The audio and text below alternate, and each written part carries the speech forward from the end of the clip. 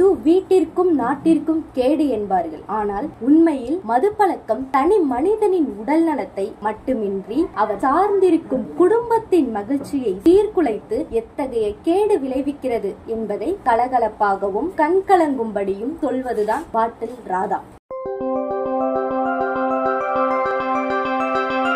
கட்டுமான தொழிலாளரான நாயகன் குரு சோமசுந்தரம் பெரும் கனவுகளோடும் ஆசைகளோடும் வாழ்க்கையில் பயணிக்கிறார். அவரது கனவு உலகம் ஒரு நாள் மெய்ப்படும் என்ற எதிர்பார்ப்பில் அவருடன் கைகோர்க்கிறார் நாயகி சஞ்சனா நடராஜன். இவர்களுக்கு ஒரு பெண் ஒரு ஆண் என 2 பிள்ளைகள். இந்த அழகான குடும்பம் நாயகனின் மது பழக்கத்தினால் எப்படி அழிவை நோக்கி பயணிக்கிறது என்பதையும் அதிலிருந்து தனது கணவரை காப்பாற்ற போராடும் மனைவியின் முயற்சி, அந்த முயற்சியினால் ஏற்படும் விபரீதம், அதிலிருந்து நாயகன் மீண்டாரா இல்லையா என்பதை மது பழக்கத்திற்கு அடிமையானதை அறியாமல் அறிவுரைகளை நிராகரிப்பவர்களை எச்சரிக்கும் விதமாக சொல்வதே பாட்டல் ராதா.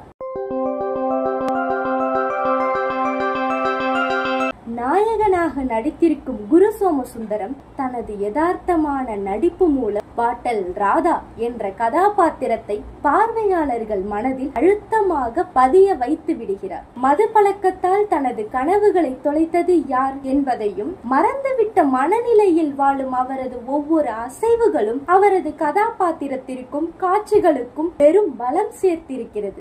குரு சோமசுந்தரத்தின் மனைவியாக நடித்திருக்கும் சஞ்சனா நடராஜன் குடியால் பாதிக்கப்படும் குடும்ப தலைவிகளை பிரதிபலிக்கும் கதாபாத்திரத்தில் நேர்த்தியாக நடித்திருக்கிறார். இல்லத்தனம் மற்றும் ஜாலியான கதாபாத்திரங்களில் நடித்து வரும் ஜான் விஜய் மிக அழுத்தமான கதாபாத்திரத்தில் அமர்க்கலமாக நடித்திருக்கிறார். அதிலும் கிளைமாக்ஸ் நெருங்கும் போது தனது வாழ்க்கை பற்றி சொல்லி கண்கலங்கும் காட்சியில் ஒட்டுமொத்த பார்வையாளர்களையும் கண்ணீர் சிந்த வைத்து விடுகிறார். இறுக்கமான கதைக்களம் மற்றும் திரைக்கதை என்றாலும் அதை இலகுவான மனநிலையுடன் மகிழ்ச்சியாக சிரித்து ரசிக்க வைத்து விடுகிறார் லொல்லு சபா மாறன். அவரது டைமிங் காமெடி வசனங்கள் அனைத்தும் குலுங்க குலுங்க சிரிக்க வைக்கிறது. ஆண்டனி, பாரி இளவழகன், ஆறுமுகவேல், அபிராமையா, ஜே.பி. குமார், கே.எஸ். கருணா பிரசாத், சுகாசினி சஞ்சீவ், ஓவியர் சோ, செந்தில், நவீன் ஜார்ஜ் தாமஸ், காலா குமார், அன்பரசி என மற்ற வேடங்களில் நடித்திருப்பவர்கள் கதாபாத்திரங்களுக்கு பொருத்தமான தேர்வு.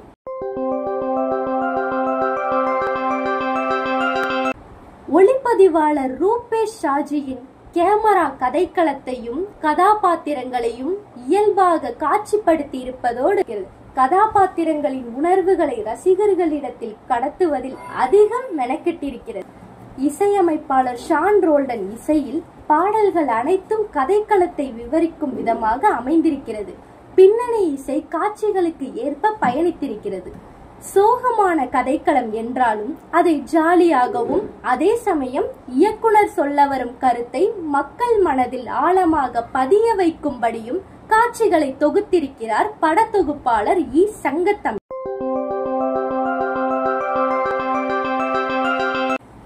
எழுதி இயக்கியிருக்கும் இயக்குனர் தினகரன் சிவலிங்கம் பிரச்சாரம் போன்ற ஒரு கதைக்கருவை தனது திரைக்கதை மூலம் சிரிக்க வைக்கும் படமாக மட்டுமின்றி சிந்திக்க வைக்கும் நல்ல படைப்பாகவும் கொடுத்திருக்கிறார்.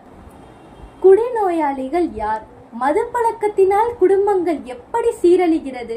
மறுவாழ்வு மையங்கள் செயல்படும் விதம், அதன் மூலம் மது பழக்கத்தில் இருந்து மீண்டவர்களின் அடுத்த நிலை என இதுவரை திரையில் பார்த்திராத பல விஷயங்களை எந்தவித நெருடல் இல்லாமல் காட்சிப்படுத்தியிருக்கும் இயக்குனர் தினகரன் சிவலிங்கம் திரைக்கதையை தொய்வில்லாமல் நகர்த்தி பொழுதுபோக்கு படமாகவும் ரசிக்க வைக்கிறார்.